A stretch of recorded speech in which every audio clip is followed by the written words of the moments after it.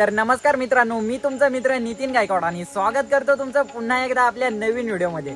तर मित्रांनो, आजच्या आपल्या या व्हिडिओमध्ये आपण आपल्या नाशिक जिल्ह्यातला एक असा मंदिर पाहणार आहोत जो की 10व्या ते 12व्या शतकातील असून तब्बल 900 ते 1000 वर्ष जुना आहे आणि त्यासोबतच आपल्या महाराष्ट्रातील सर्वात सुंदर मंदिरांपैकी एक आहे। तर मित्रांनो, आजच्या आपल्या या व्हिडिओमध्ये आपण पाहायला जाणार आहोत आपल्या नाशिक जिल्ह्यातील सिन्नर तालुक्यात असलेला गोंदेश्वर महादेव मंदिर आणि सोबतच या मंदिराचा संपूर्ण इतिहास किंवा या मंदिरापर्यंत कसं पोहोचायचं किंवा या मंदिराबद्दलची संपूर्ण माहिती हे सर्व पाहणार आहोत। म्हणून व्हिडिओ पूर्ण बघत राहा आणि तुम्ही जर का आतापर्यंत आपल्या YouTube चॅनलला सबस्क्राईब नसेल केलं तर आपल्या YouTube चॅनलला देखील सबस्क्राईब करून द्या, कारण की असे नवनवीन व्हिडिओ तुमचा भाऊ तुमच्यासाठी घेऊन येत असतो। तर मग चला लवकरच आपण आपल्या या व्हिडिओला सुरुवात करूयात आणि सुरुवातीसोबतच किंवा प्रवासासोबतच या मंदिराचा थोडासा इतिहास देखील जाणून घेऊयात।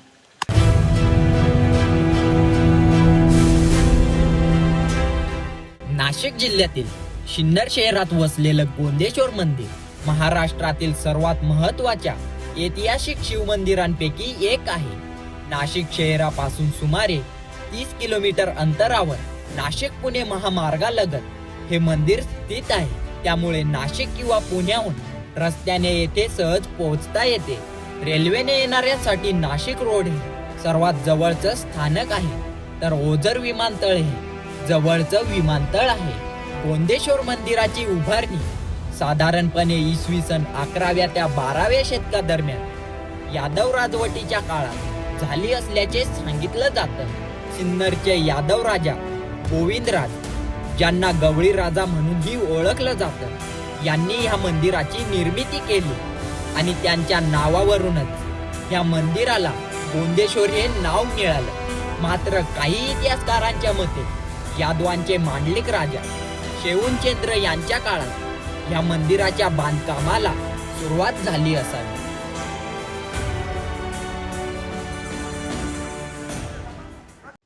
तर मित्रांनो, मंदिर परिसरात प्रवेश करताच पहिले तर आपल्याला या मंदिराचा एकदम भव्य असा ओटा पाहायला मिळतो आणि ह्याच भव्य अशा ओट्यावर आपल्याला गोंदेश्वर महादेव मंदिर पाहायला मिळतं। सोबतच या मंदिराची रचना जर का आपण पाहायला गेलो तर या मंदिराची रचना ही पंचायतन पद्धतीची आहे आणि पंचायतन पद्धत ही जर का थोडक्यात सांगायला गेलं तर आपल्याला ह्या ओट्याच्या मधोमध एक मुख्य मंदिर पाहायला मिळतं आणि ह्या मुख्य मंदिराच्या भोवती आपल्याला 4 उपमंदिरे देखील पाहायला मिळतात आणि म्हणूनच या मंदिराची जी रचना आहे याला पंचायतन पद्धत असं म्हणतात। सोबतच इथला जो मुख्य मंदिर आहे तो भगवान शंकराचा, तर बाकीचे जे 4 उपमंदिर आहेत त्यातील पहिला मंदिर माता पार्वती, दुसरा मंदिर भगवान विष्णू, तिसरा मंदिर सूर्यदेव, तर चौथा मंदिर हा गणपती बाप्पाचा आहे। सोबतच मंदिराच्या इकडच्या साईडला एक आपल्याला मंदिराचा मुख्य प्रवेशद्वार पाहायला भेटतंय, जो की सध्याच्या स्थितीत पूर्णपणे बंद आहे, पण तिथं आपल्याला सध्या तरी त्या प्रवेशद्वारामध्ये स्वर्ग मंडप पाहायला भेटतंय, म्हणून आपण तिथेही जाणार आहोत। आणि सध्या जी मंदिरात एंट्री होते ती तिकडच्या दरवाजाने होते, तर आपण तो स्वर्ग मंडप पाहायला जाणार आहेत आणि त्याच्यानंतर आपण संपूर्ण मंदिर देखील पाहणार आहोत, म्हणून व्हिडिओ पूर्ण बघत राहा।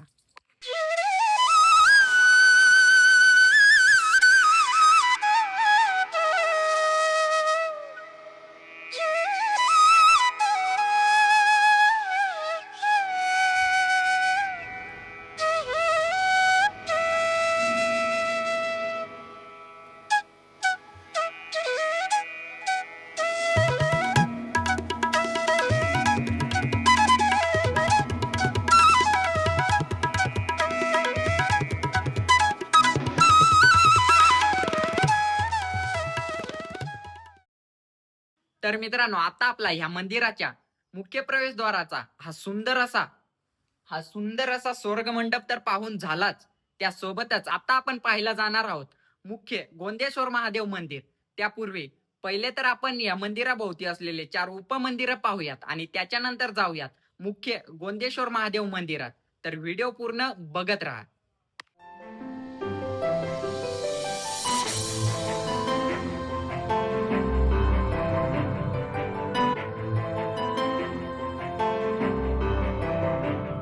मुख्य मंदिराच्या 4ही बाजूंना 4ही कोपऱ्यांवर स्वतंत्र उपमंदिरे बांधण्यात आलेली आहे। ही रचना पंचायतन स्थापत्य शैलीचे उत्कृष्ट उदाहरण मानली जाते। या 4 उपमंदिरांमध्ये भगवान विष्णू, भगवान सूर्य, प्रथम पूज्य श्री गणेश आणि जगदंबा माता पार्वती अर्थात दुर्गा देवी यांची प्रतिष्ठापना करण्यात आली आहे.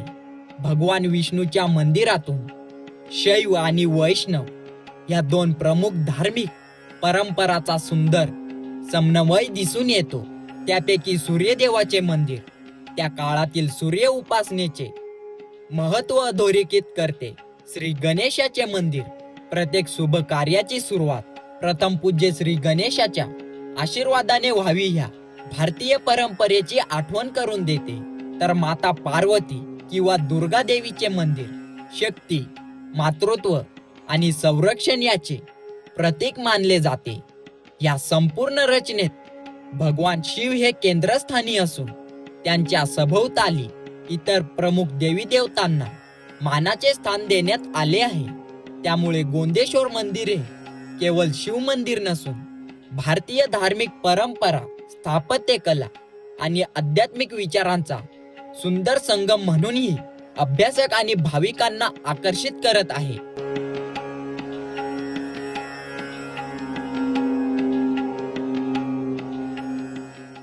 तर मित्रांनो, या मंदिर परिसरात जे 4 उपमंदिर आहेत त्यांची रचना पूर्णपणे सेम आहे आणि म्हणूनच तुम्हाला या मंदिर परिसरात असलेला हा 4था मंदिर दाखवतोय. आणि हा 4था मंदिर जो आहे तो सूर्यदेवाचा आहे. आणि या मंदिराकडे जर का पाहायला गेलं तर या मंदिराच्या दरवाजावर आपल्याला काही अप्सरा, देवी देवता आणि काही नर्तक यांचे शिल्प पाहायला भेटतात. सोबतच वरच्या साईडला देखील आपल्याला गणपती बाप्पा आणि काही देवी देवतांचे शिल्प पाहायला भेटतात. सोबतच आतल्या साईडला इथं सूर्यदेव विराजमान आहेत. तर मित्रांनो, इथं दर्शन करून आपण थेट जाणार आहोत मुख्य मंदिराच्या समोर असलेल्या नंदी मंडपात आणि तिथं नंदी महाराजांचं दर्शन घेऊन थेट आपण मुख्य मंदिरात जाणार आहोत. म्हणून व्हिडिओ पूर्ण बघत राहा. मित्रांनो, या मंदिर परिसरात जे 4 उपमंदिरं होते ते तर पूर्णपणे आपले पाहून झालेतच. सोबतच सूर्यदेवाच्या मंदिराच्या बाजूलाच आपल्याला इथं काही नंदी महाराजांच्या तुटलेल्या अवस्थेत मूर्त्या पाहायला भेटतात. आणि सोबतच इकडच्या साईडला हा जो आहे हा नंदी मंडप आहे. तर मित्रांनो, इथं दर्शन करून आपण थेट जाणार आहोत मंदिराच्या आतमध्ये.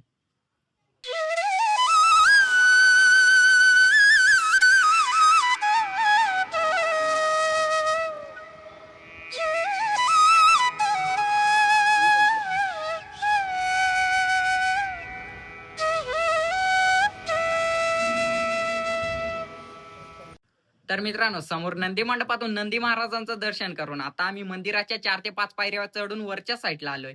आणि आता सध्या आम्ही उभे आहोत या मंदिराच्या मुख मंडपात. आणि आपल्या मागच्या व्हिडिओमध्ये जसं की आपण देवळी कराड गावातील कराडेश्वर महादेव मंदिर पाहिला आणि त्या मंदिरामध्ये जी प्राचीन बसण्याची व्यवस्था पाहिली तशीच व्यवस्था ह्याही मंदिराला आहे. आणि सोबतच इथं हा जो सभा मंडपाचा दरवाजा आपण पाहतोय, या दरवाज्यावर आपल्याला काही नर्तक, अप्सरा आणि भगवान विष्णू यांचे शिल्प पाहायला भेटतात. सोबतच दरवाजाच्या वरच्या साईडला जी गणेश पट्टी आहे इथं आपल्याला गणपती बाप्पाचं देखील शिल्प पाहायला भेटतंय.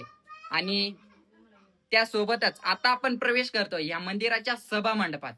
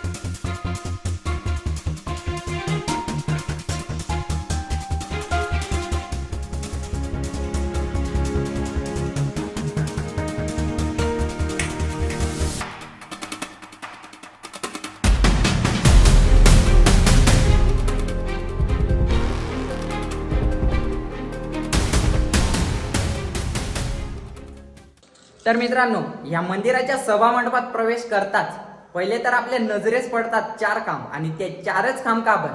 तर या 4 खांबांवर एकदम सुंदर असं शिल्पकला आणि नक्षीकाम केलंय. सोबतच स्थानिकांच्या मते याच्यावर हे जे शिल्प आहेत ते रामायणातील प्रसंग कोरलेले आहेत आणि सोबतच खाली जे देवी देवतांचे आपण शिल्प पाहतोय हे शिल्प आपल्याला या मंदिराच्या सभामंडपातील 4 खांबांवर पाहायला भेटतात. आणि सोबतच या मंदिराचा हा जो सभामंडप आहे हा टोटल 16 खांबांवर उभा आहे आणि या मंदिराचे हे 16ही खांब पूर्णपणे नक्षीकामाने भरपूर आहे.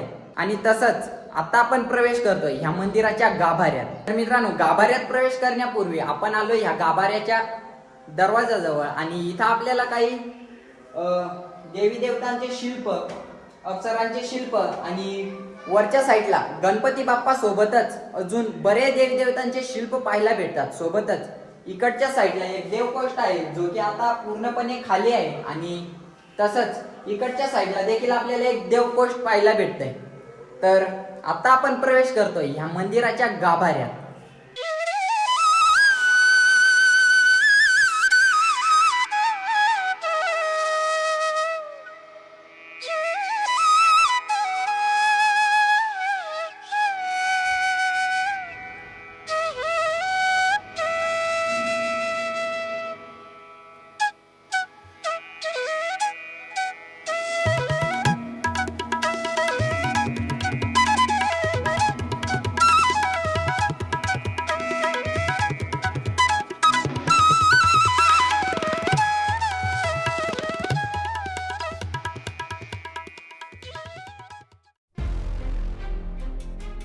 गोंदेश्वर मंदिराची खरी ओळख ही फक्त त्याच्या भव्य स्थापत्यातच नाही तर या काळ्या दगडात जिवंत झालेल्या अप्रतिम शिल्पकलेत आहे.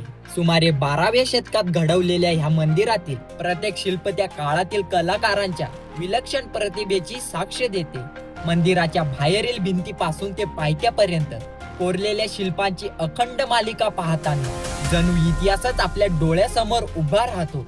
सर्वात खालच्या गजथरामध्ये रांगेत उभे असलेले भव्य हत्ती संपूर्ण मंदिराचे ओझे आपल्या पाठीवर पेलत असल्याचा भास निर्माण करून देतात.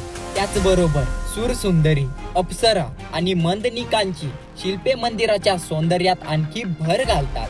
हातात आरसा घेऊन शृंगार करणारी दर्पण सुंदरी, पायातील काटा काढणारी नुपूर सुंदरी, पत्र लिहिणारी स्त्री, तसेच वीणा, मृदुंग आणि ढोल वाजवत नृत्यात मग्न असलेल्या नर्तकी या सर्व भावमुद्रा इतक्या जिवंत वाटतात की दगडालाही प्राण मिळाल्याचा अनुभव येतो.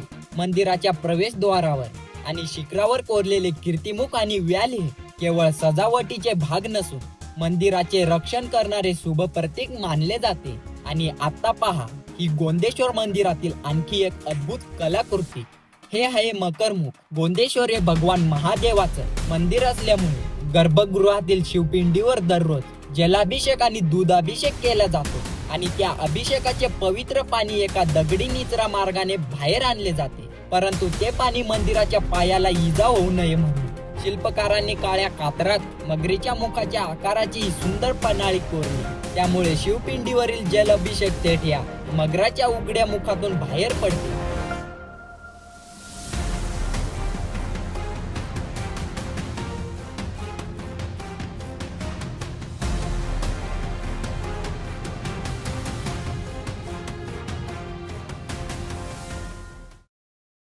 तर मित्रांनो, तुम्हाला आपल्या नाशिक जिल्ह्यातील सिन्नर तालुक्यात असलेला गोंदेश्वर महादेव मंदिर किंवा त्या मंदिराबद्दलचा इतिहास आणि माहिती कशी वाटली कमेंट करून नक्कीच सांगा. आणि व्हिडिओ आवडला असेल तर व्हिडिओला लाईक करून आपल्या यूट्यूब चॅनलला देखील सबस्क्राईब करून घ्या. तर मग चला भेटू अशाच एका आपल्या नवीन व्हिडिओमध्ये. तोपर्यंत जय शिवराय.